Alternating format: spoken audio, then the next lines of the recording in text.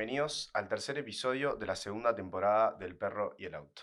En esta ocasión tenemos el gusto y el placer de que Madeleine Renom, profesora, investigadora, meteoróloga, primera licenciada en Ciencias Meteorológicas del UDELAR, ¿puede ser? Sí, sí, correcto. Bienvenida a este espacio que nos va a estar dando un poco de claridad y charlando un poco sobre clima, meteorología y cambio climático.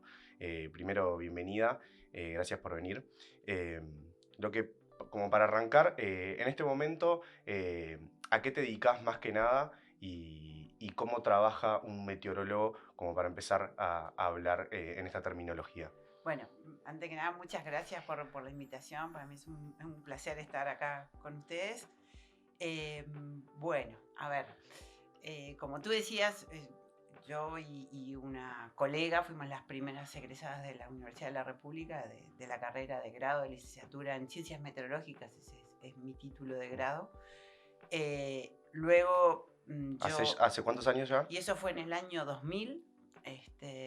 Lo que pasa que, digamos, la carrera se reestructuró en su momento, pero no habían egresados y bueno, se cerró en un momento porque no había estudiantes, Claro. quedamos nosotras dos que continuamos y bueno, logramos finalizar los cursos de grado. Hmm. Luego de eso, yo empecé a trabajar como ayudante, grado 1 en la Universidad de la República, la facultad en ese momento ya era facultad de ciencias, porque bueno, yo comencé mis estudios en la vieja facultad de Humanidades y Ciencias. Hmm. Eh, y luego me decidí a realizar un doctorado en la Universidad de Buenos Aires, que iba y venía, bueno, mi tema de tesis fue el análisis, el estudio de la circulación de baja frecuencia en el hemisferio sur que afectaban a los extremos de temperatura. Hmm. Porque bueno, precipitación, estaba trabajando mucha gente, a mí me interesaba eso.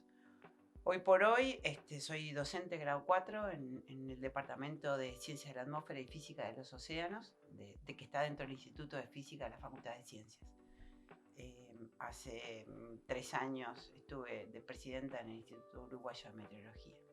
Entonces vos decís, ¿cuál es la labor de un meteorólogo y cómo fue evolucionando? Eso La, sí, la porque imagino meteorología, que hace 20 años no era lo mismo, no había las mismas tecnologías y la precisión, bueno, desde la ignorancia no sería la misma. Quizás sí.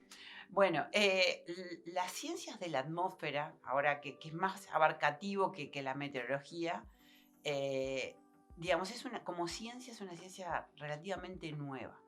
Nueva en el sentido de que, como tú decís, la tecnología ha avanzado a pasos agigantados que nos ayudan a comprender y a corroborar ciertas teorías, etc. En los años 70 es que tenemos la era satelital más la era computacional. Eso fue un despegue total de lo que es la ciencia de la atmósfera. ¿Por qué? Porque la atmósfera lo que tiene muy en particular es que vos no la podés reproducir en laboratorio. ¿Sí? La tenés que estar midiendo continuamente, no tiene fronteras Mm. y a su vez toda esa información ponerla con las leyes físicas que la gobiernan. Entonces la parte computacional es importante, la parte satelital también, porque tiene una globalidad, y después las mediciones en lo que es toda la vertical, desde superficie hasta el tope de la atmósfera. Entonces también la generación de radares meteorológicos, etc. Entonces, ¿por qué cambió y pasó a ser ciencias de la atmósfera? Porque abarca todos los... La atmósfera es muy dinámica en tiempo y espacio. ¿Sí? Vos podés dedicarte dentro de lo que sos un egresado a micrometeorología, eventos de contaminación en ciudades, que son cosas más a escala diaria o muy pequeña y muy pequeña en espacio y en tiempo, o tal vez a cambio climático, son cosas globales, circulación global, Y a etc. una escala de tiempo más grande también, ¿no? La más grande en espacio y tiempo sería cambio Claro. climático, pero cómo cambian las cosas que tú conoces o escalas globales de circulación de la atmósfera, cómo interactúa con otros subsistemas del sistema climático, como los océanos, que también tenés que comprender cómo circulan los océanos, los hielos, etc. Y en el medio está lo más conocido, o sea, porque ¿de dónde surge esto? Era la necesidad, la meteorología, o empezar a mirar la atmósfera, surge de las sociedades, y es histórico, ¿no? Que todo el mundo en su momento quiere saber, y los indígenas Sí, simplemente preveían para saber cómo va a estar el clima. ahí está, cómo va a estar el Que en tiempo. realidad está mal dicho, ¿no? El Está mal clima y dicho. tiempo, ¿no? Yo me Sí. acuerdo desde la escuela que clima y tiempo son conceptos que usamos mal en lo coloquial. Ahí está. El tiempo, que es el pronóstico del tiempo, en el tiempo tú estás viendo solamente la atmósfera, ¿sí? O sea, de cómo está la temperatura, la humedad, la presión, si puede llover en 3 días. ¿Cómo evoluciona esa atmósfera? Ese es el pronóstico del tiempo en los próximos 3 días. Como mucho podés pronosticar hasta 7 días, pero la atmósfera es caótica, cumple las leyes de Lorentz, las mismas condiciones iniciales te pueden disparar a situaciones totalmente diferentes. Y eso, la tecnología acortó o sea, la incertidumbre o el porcentaje, o sea, el margen de error, o esto que decís que la atmósfera es caótica, se sigue manteniendo por más de que la tecnología se haya desarrollado tanto. No, la parte caótica es un principio físico y eso no va a Y no cambiar es más predecible. allá. De que no Claro, la desarrollemos. predictibilidad tiene un alcance a ciertas escalas espaciotemporales. ¿tá? O sea, cambia porque mucha gente dice, yo estoy diciendo esto y me dicen, entonces, ¿cómo están haciendo una proyección de cambio climático a fin del siglo XXI? Claro. Como que sería, pero eso son otras escalas espaciotemporales.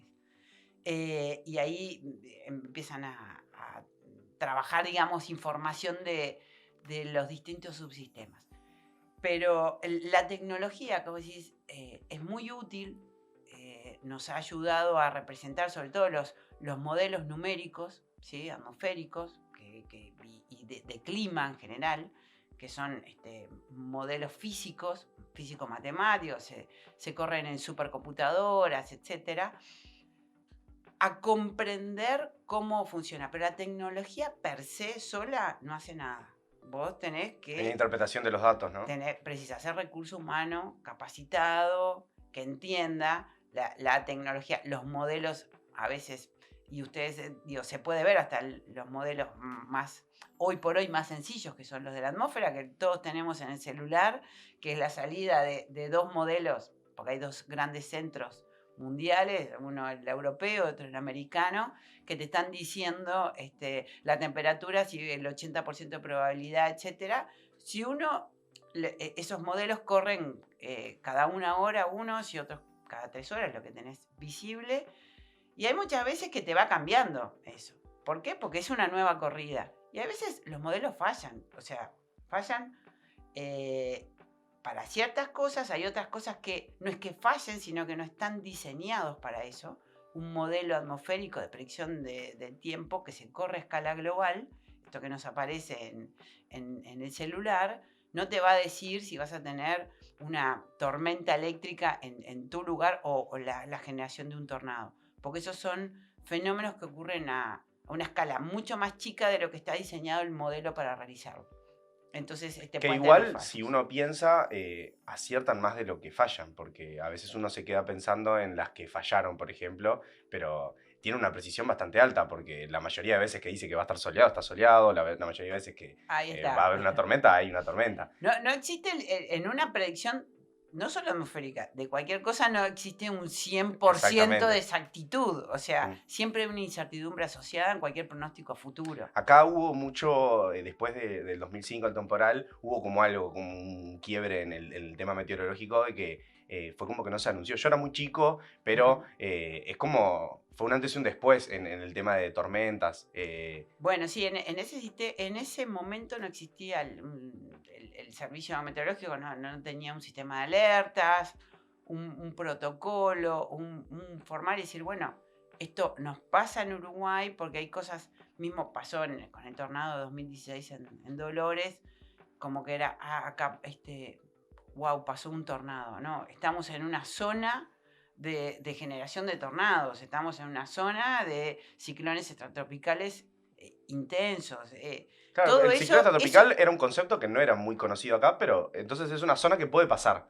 No, lo que pasa que, digamos, del punto de vista científico, el ciclón extratropical siempre existió, esa es la denominación científica, son necesarios y van a seguir ocurriendo porque los ciclones extratropicales cumplen una función que es llevar calor desde las zonas más tropicales hacia las zonas polares, ¿sí? Y siempre van a pasar. Claro. Pasa que desde el mortal que no entiende el concepto es como, wow, ciclón extratropical como fin del mundo, pero entiendo que vos, conociendo el concepto, es algo, o sea, tiene una normalidad. Y hay que llamarlo, y no todos los ciclones extratropicales son intensos. Es lo mismo que una tormenta o no siempre tenés una lluvia intensa. Hay grados de intensidad y que sobre todo se pueden manejar no solo desde el punto de vista físico, sino también desde el punto de vista de los impactos. ¿Tá? O sea, ciclones extratropicales hay todo el tiempo, la mayoría de ellos, su centro se ubica más sobre el sureste, dentro del Océano Atlántico. No tiene impacto, No se enteran. pero tal vez es súper intenso, desde el punto de vista físico.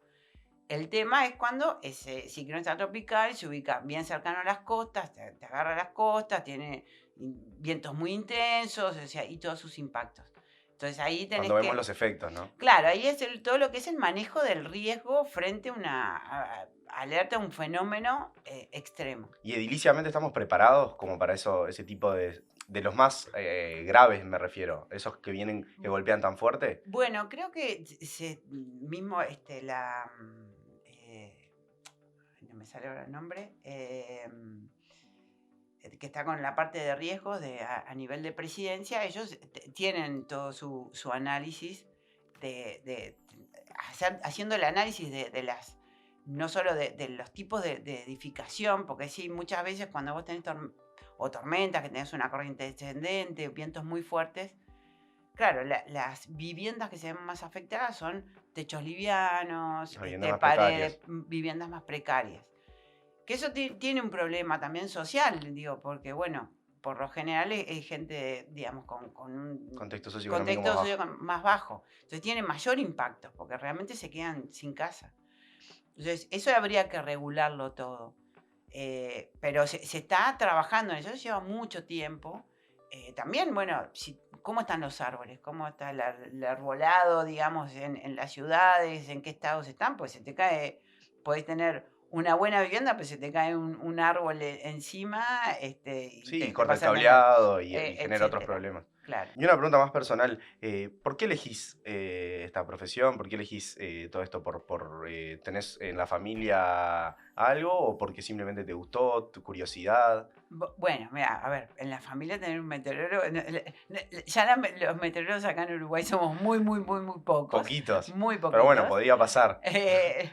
Pero mira, te cuento un poco cómo fue y en aquellos momentos. Yo hice quinto científico en ese momento, sexto de ingeniería.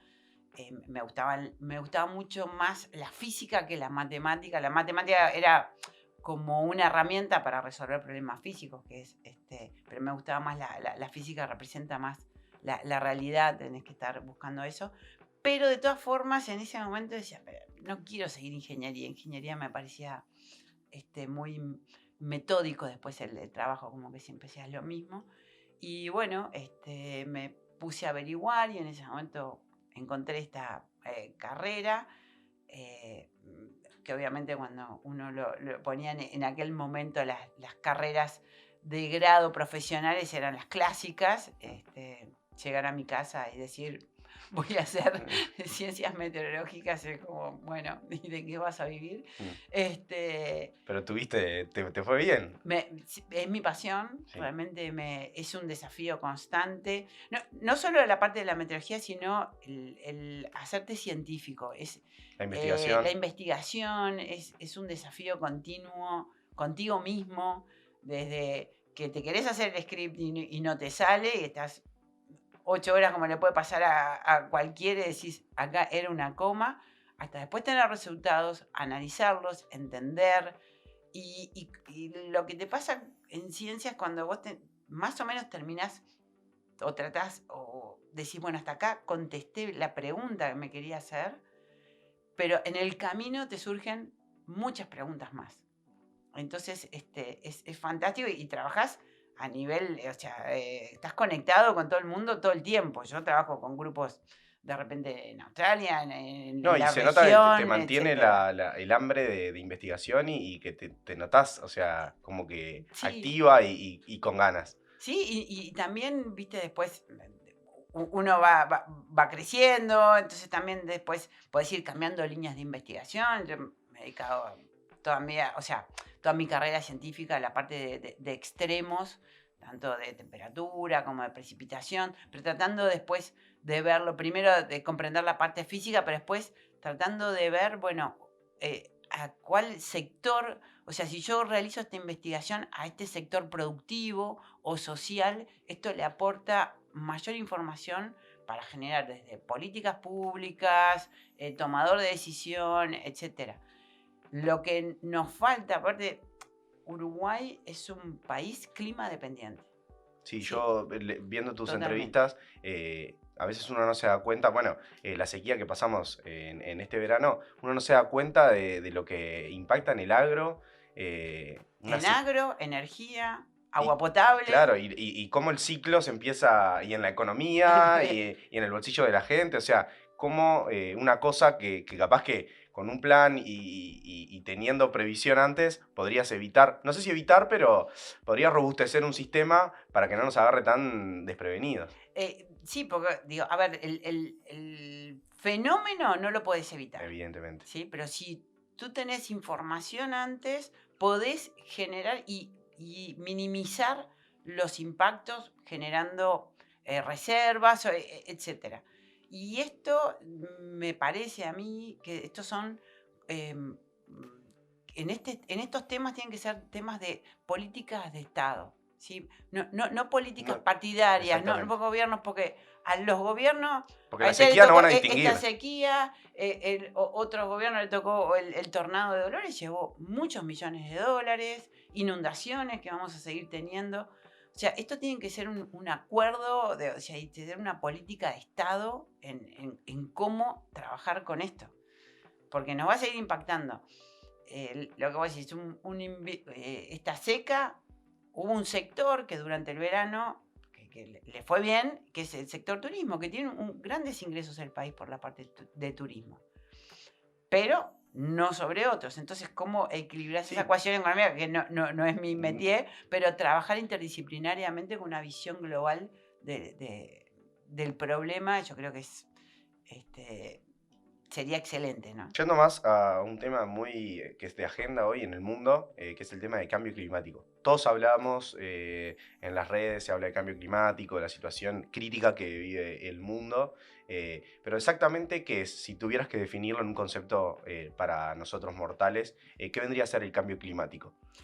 Bueno, el cambio climático se define por lo que es Naciones Unidas, digamos, el cambio climático antropogénico, ¿sí? O sea, el impacto del hombre, de las actividades del hombre en cambios muy rápidos que nunca se vieron en la historia climática de la Tierra, ¿sí?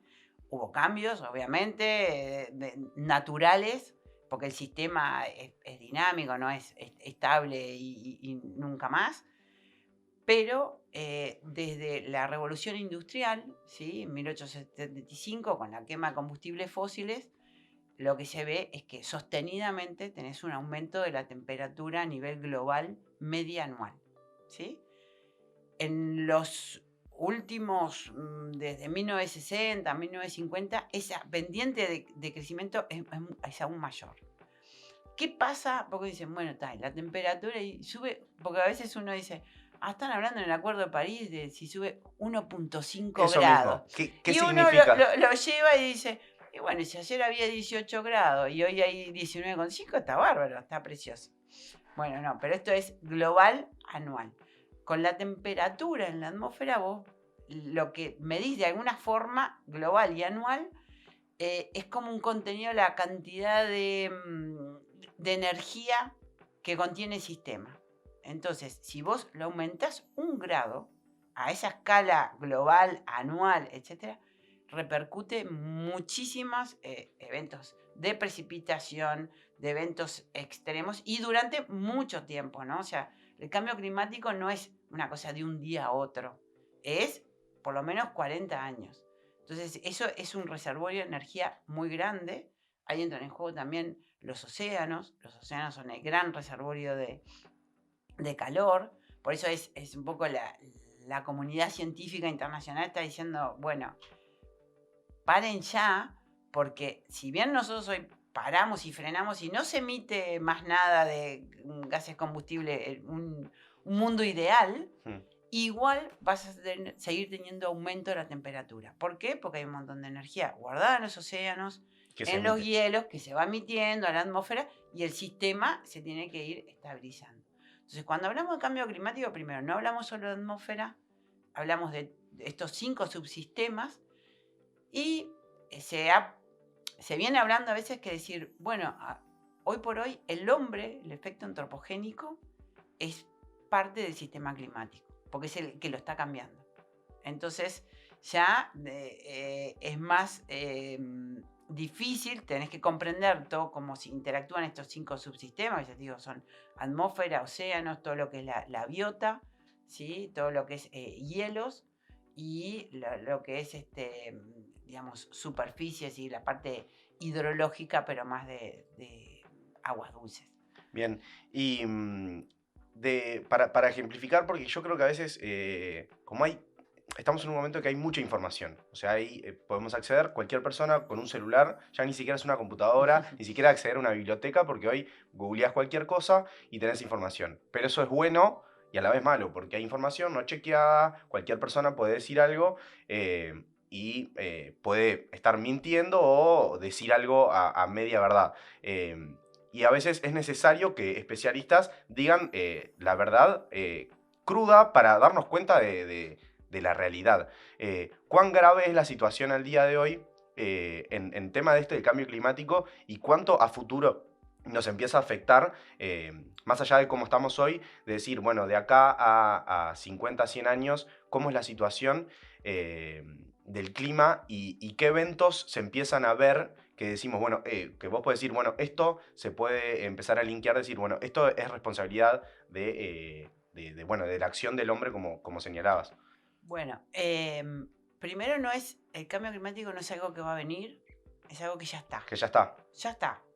O sea, aquello de capaz que me toca. Sí, yo recuerdo de chico ver en el informativo de en 50 años pasa esto, en 30 años pasa esto, ya estamos. No, ahora ya estamos. Nos explotan la cara. Ya estamos y ya de hace tiempo. Lo que tú decís, que es bueno también a saber, digamos, hay mucha mala información o a veces mal interpretada. Porque hay cosas que, como te decía, los modelos de cambio climático sí son modelos más complejos, pero que son tiradas a 25, 50 o 100 años. ¿Sí? Que evidentemente muchas veces la predictibilidad o la incertidumbre cambia. Pero ¿cómo corren estos modelos de cambio climático? ¿Cómo es? También hay todo un grupo en donde se generan, antes se llamaban escenarios socioeconómicos, pero hoy por hoy se les llaman como forzantes energéticos. Esos escenarios socioeconómicos, que también es toda la parte más social y económica a nivel mundial, ve cómo son los desarrollos económicos y sociales. Y vos podés tener grandes regiones con políticas de desarrollo económico más digamos, amigables con el medio ambiente o con el cambio climático, ¿no? Si vas a cambiar matrices energéticas, etcétera, cómo son los contextos sociales. Y esos se generan como 4 o 5 de ese tipo de escenarios. Obviamente siempre está el mejor, el más positivo y el más negativo. Entonces ahí todos los modelos, esa es como la entrada, la alimentación al modelo físico. Entonces, porque eso después, ese escenario o ese forzante, dice, bueno, si yo sigo este tipo de política y desarrollo social, voy a emitir X cantidad de partes por millón de dióxido de carbono a la atmósfera. Y ahí es como que le das el enter al modelo y con todo esto, ¿qué es lo que vas a hacer? ¿Cómo lo vas a ir moviendo y repartiendo? Todos los modelos, entre el mejor escenario, por lo menos a 30, 35 años, esto sigue exactamente igual y aumentando las temperaturas, ¿sí? A nivel global. Después, estos modelos que son muy, muy grandes, hay todo un desarrollo de lo que se llaman modelos regionales, en donde vos calibrás, estos modelos se tienen que calibrar a ver qué también representan lo de hoy, porque si ya representan mal lo de hoy, en realidad no sirve. Bueno, después se hace este downscaling, o sea, bajar de escala y trabajar a nivel más regional y ver cómo cambian otros modos de variabilidad que son naturales, cómo cambiarían bajo, como el niño, ¿no? Que todo el mundo ha escuchado de niño, ahora está secas por la niña. Bueno, ¿cómo cambiaría ese modo de variabilidad en un escenario a futuro? ¿Y eso qué implica? Y ahí, o sea, vos vas bajando y vas viendo por ejemplo, distintos eventos extremos. En nuestra región, no es que vayan a ocurrir un evento extremo que nunca ocurrió. No se espera y el sistema, porque no es físicamente viable de que, bueno, que yo venga y te diga, en 40 años acá en Uruguay van a pasar huracanes. No, eso no existe. Lo que vos ves en los eventos extremos, los que siempre han ocurrido y ocurren, si eso va a cambiar en frecuencia, si van a ser más frecuentes, si pueden ser más intensos, más duraderos o las tres al mismo tiempo. ¿Sí? Y por estación del año, etcétera. Y todo eso está dando que, digamos, ¿por qué estudiar ahora los extremos? Cuando vos agarrás la media, por ejemplo, de precipitación, los modelos a futuro dicen que van a aumentar las precipitaciones a nivel anual en el país. No repartidas de la misma forma, o sea, no es, va a llover todo parejito todo el año, no, principalmente en verano. Y después cuando vas más fino, ves que ese aumento de las precipitaciones en verano, que se estiman, que ya se han observado, digamos, pero son debido más a eventos extremos de precipitación. O sea, capaz que... Entonces el impacto no es lo mismo, porque no es lo mismo que vos decís, que bueno, va a llover más en verano. Cada vez llueve 2 días seguidos. 2 días, 150 milímetros, que eso genera inundaciones, erosión a los suelos, claro, pérdida de animales. Entonces, sí, si no hay capacidad de retener esa agua, es lo mismo. Ahí está. Entonces, eso es la visión crea global otros problemas. Crea otros problemas. Y también puede ser que la temperatura va a seguir subiendo y en estas zonas también. El tema, la temperatura aumenta a nivel media global. No en todos lados, claro, eso. Después cuando vos vas por región, no es homogéneo en todos lados. Exactamente. ¿Sí? En nuestra región vienen aumentando, ¿sí? Después separás lo que es la media, temperatura media, de lo que es la temperatura máxima y la temperatura mínima. Eso ya se ha observado y la tendencia continúa así, que las máximas han disminuido, principalmente en verano, las máximas absolutas, o sea, los extremos, las temperaturas extremas, de máximas a extremas. O sea, contrario un poco a la creencia, porque viste que este verano como que hubo calores... Hubo muchas olas de calor. Sí, pero los números dicen que han disminuido las máximas. Uruguay tiene algo que para mí es grandioso, y es que tiene series de datos de más de 100 años. Eso es una riqueza impresionante. Hay que trabajarlas bien, etcétera, pero tiene todo eso. Lo que te digo es que las temperaturas máximas más extremas, esas han disminuido. Hubo momentos en principio del siglo XX donde en Montevideo era muy factible que vos superes 42, 43 grados, que hoy por hoy ya no se ve, ¿sí? Que es distinto de lo que es la ola de calor. Las que sí han aumentado muchísimo son las temperaturas mínimas altas, ¿sí? Que esas se dan eso achicó el periodo de heladas en invierno. Hablando de creencias populares, ¿es eso de que se eliminan las 2 estaciones de otoño y primavera? ¿Eso es verdad o simplemente es un mito que hay? Como que solo va a haber invierno y verano. No, a ver, lo que pasa es que las estaciones intermedias tienen mucha más lo que nosotros le llamamos variabilidad. Vos tenés, son muy, muy diferentes año a año, y dentro mismo de lo que ahora se está desarrollando mucho una línea de investigación a nivel mundial de lo que es intraestacional, dentro de la estación, ¿sí? Mm. Entonces, eso es que vos decís, bueno, capaz que abril yo lo pondría en este contexto, abril hoy lo pondría más cercano a lo que es verano y capaz que ahora en 10, 15 días empezamos con los fríos y mayo lo pongo más a invierno Claro. y agrando.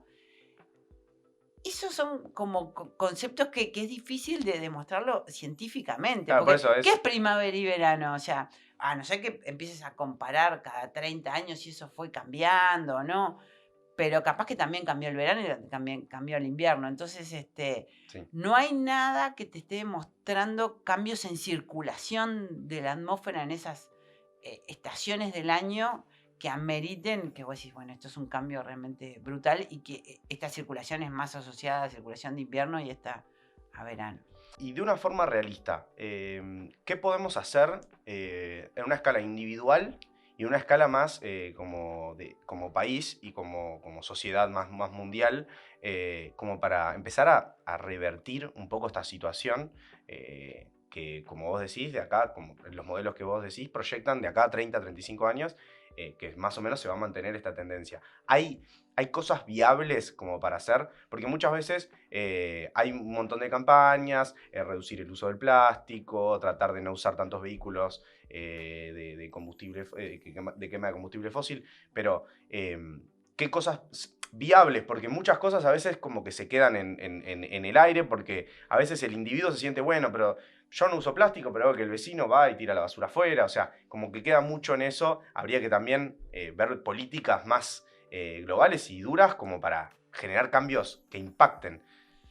Bueno, ese es un gran tema y acá, o sea, voy a comentar nada más que por mi participación en distintos grupos, pero Sí, la parte, los cambios sociales a veces son mucho más largos de actitud social, más largos que los otros cambios físicos que vas viendo, ¿no? mm. Porque, como decís, es como reeducar. Y esa Y cosa aparte que somos muy cómodos, eso somos de... muy cómodos, pero a ver, a nivel mundial, obviamente, con los acuerdos de París, con las reuniones de la COP, cada país se compromete a cumplir ciertas cosas, eh, tratando no solo digamos, de mitigar, de adaptarse, pero a su vez de reducir la emisión de gases de efecto invernadero. Eh, y hay veces que a nivel global empiezan peleas realmente muy grandes, cambian mucho a veces con las distintas administraciones. O sea, la administración Trump de Estados Unidos eh, realmente estaba en contra de Sí, lo que era el directamente lo cambio negaba. climático, lo negaba. A su vez, otro gran emisor de gases de efecto invernadero es China. Y ahí entra una pelea económica, ¿no? Porque, bueno, vos, utilizar sistemas de energía, etcétera, que no usen combustibles fósiles, tal vez muchas veces es más caro, entonces te cambian las economías, la manera de producir, por ahí podés producir más amigable con el medio ambiente, pero el producto va a ser más caro, entonces no vas a exportar. Entonces, tuve una ecuación económica y hay grandes poderes, obviamente. Después, digamos, estas grandes países y exportadores, bueno, es eso. Después, obviamente, toda la gente de los países de generación petrolera. O sea, vos realmente como mundo decís no más petróleo y bueno, ¿cómo hacen esos países que sus economías Depende. dependen totalmente de eso? Eh, si bien se están generando otras tecnologías para poder digamos, ir minimizando ese consumo. Uruguay, por suerte, tiene una matriz energética sustentable. Digo, si bien la mayoría es hidroeléctrica, pero bueno, con esto, con las sequías, realmente te condiciona, pero después tiene los aerogeneradores, Las represas. las represas, o sea, tiene, en ese sentido, está con energías, tratando de cubrir con energías sustentables y con baja emisión de dióxido de carbono. Pero como vos decís, también a la escala de que vos decís, ¿por qué yo me voy a andar cuidando con el plástico si este otro tira el plástico? Bueno, a escala mundial también, ¿no? ¿Por qué me voy a meter con esto si igual, si el que emite dióxido de carbono es el vecino? Acá no hay fronteras en la atmósfera. No O sea, importa quién debería lo haber un emite. acuerdo, o sea, debería haber un consenso mundial. Ahí está. Eso es lo que se intenta hacer en estos acuerdos, como el último, el Acuerdo de París, y realmente cumplir con esos metas que se va poniendo cada uno. Que se acuerdan, son negociaciones que deben de ser bastante complejos. Y después pasa que, como decías vos, el ejemplo de Trump, que cambian de gobiernos y pueden salirse de esos acuerdos. Sí, esos acuerdos, digo, yo estando como presidenta de INUMET, estaba en el Congreso Mundial de la Organización Meteorológica Mundial, y bueno, la delegación de Estados Unidos, en unas cosas que estábamos escribiendo, decía, no puede estar la palabra cambio climático. Claro. Nos fuimos un grupito a convencerme, no, pero cambio climático, pero está, y bueno, y era bajo la administración Trump, y decían, no puede aparecer. Ahí negociás cómo redactás de alguna forma. O sea, y ellos, científicos como vos, o sea... Bueno, sí, a ver, ahí está. Somos todos científicos. En la Organización Meteorológica Mundial la representan los servicios meteorológicos de cada país y que aportan y que vos pagas. O sea, después hay una cosa, a esas organizaciones internacionales, digo, hay amenazas de los grandes países que dicen, bueno, yo no aporto más. Claro. Y son grandes sí. aportadores en lo que es Naciones Unidas, etc. Bueno, pero después vos lo podés ir bajando después a país. Acá hay políticas y está la Política Nacional de Adaptación al Cambio Climático, ya está estipulada, están los programas nacionales que se están desarrollando para los distintos sectores productivos, agro, ciudades, costas, vías de energía, etcétera, cuáles son cómo te vas a ir adaptando, etcétera. Y como decís, después hay una reglamentación, claro, en ciertas cosas, hay que cumplirlas, después hay que realmente regular, después que vos haces la ley, regular con eso, y después la actitud personal, o sea, siempre aporta, porque digo, hay que cambiar la cabeza, si él no lo hace, yo no lo hago. En esa mentalidad, vamos al muere. No avanzamos. No avanzamos. Y bueno, tratar de, desde eficiencia energética, desde qué tipo de energía. Yo sé que hay muchas cosas que vos decís, bueno, capaz que yo dejo de utilizar esto y ¿dónde lo descarto? Porque capaz que puede emitir dióxido de carbono o cultivos por ahí a veces más orgánicos, tratar de minimizar en tu acción cotidiana el consumo de combustible fósil. Capaz que uno dice, ¿y esto en qué va a afectar a nivel mundial? Pero bueno, 1 más 1 más 1 y llegamos a infinito. Y seguramente también habría que rever la educación desde las escuelas, como para ya cambiar desde chicos la visión que tenemos, porque ya corregirnos desde grandes es más difícil, teniendo una vida adaptada y una sociedad que está pensada desde el confort.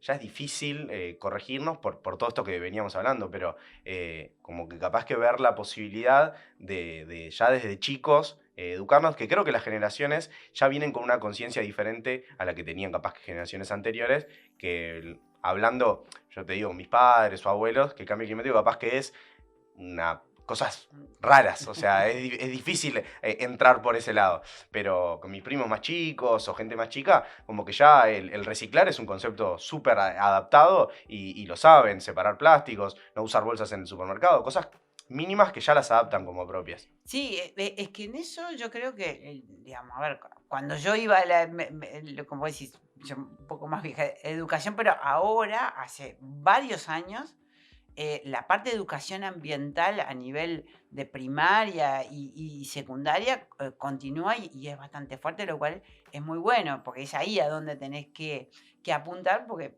a mí me parece que el niño es el que va y le va a decir al padre o lo que, no tires esto, no usemos plásticos, digo, porque lo va a ejecutar. Pero eso, por suerte, también, creo que en Uruguay, toda la parte de educación ambiental está bastante fuerte.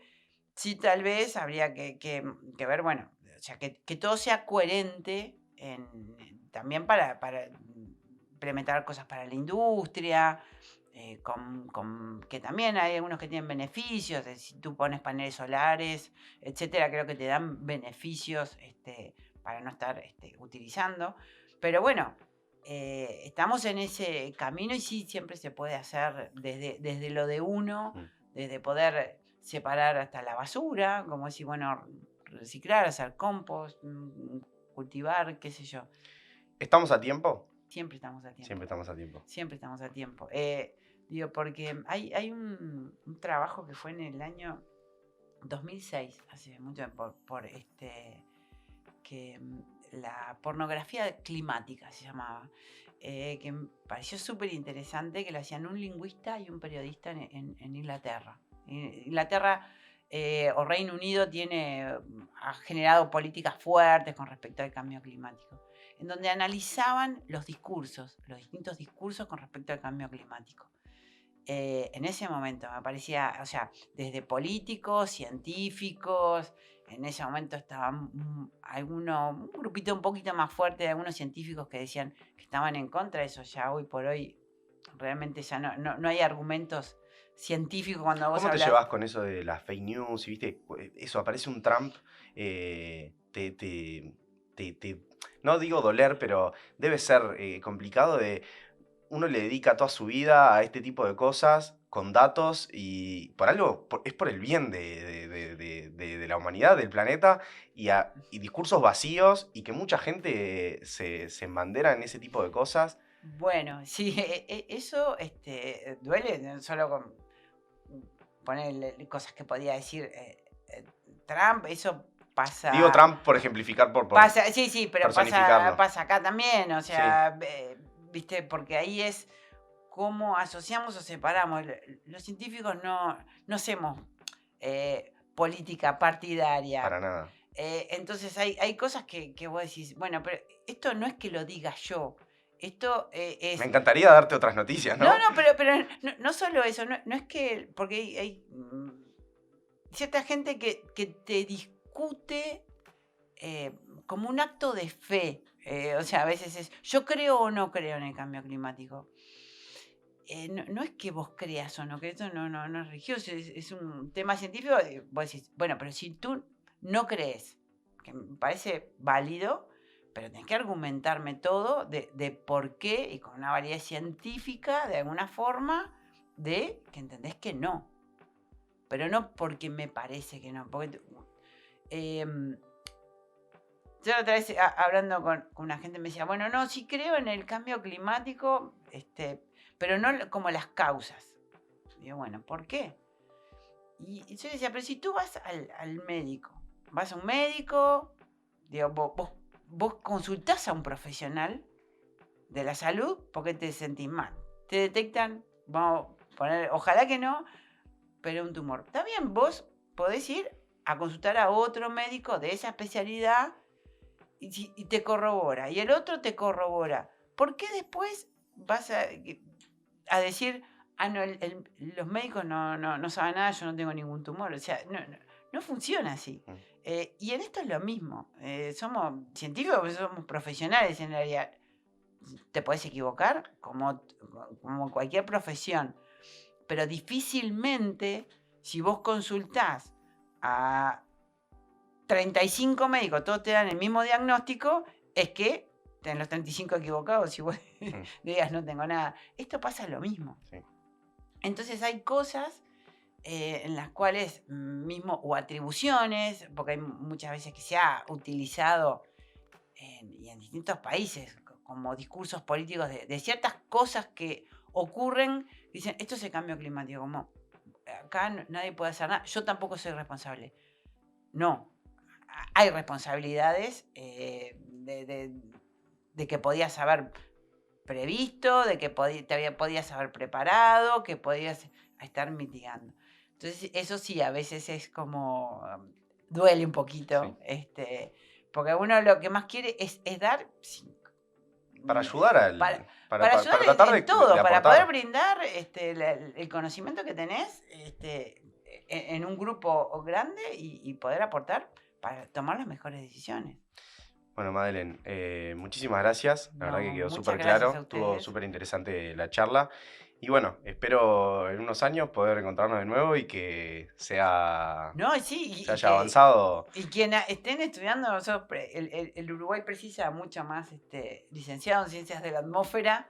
Así que a quienes estén viendo los motivamos a animarse a estudiarlo. Ahí está, que trabajo tenemos que nos sobra, no podemos cubrir todo. Nos vemos la próxima. Muchas Bueno, gracias por vernos.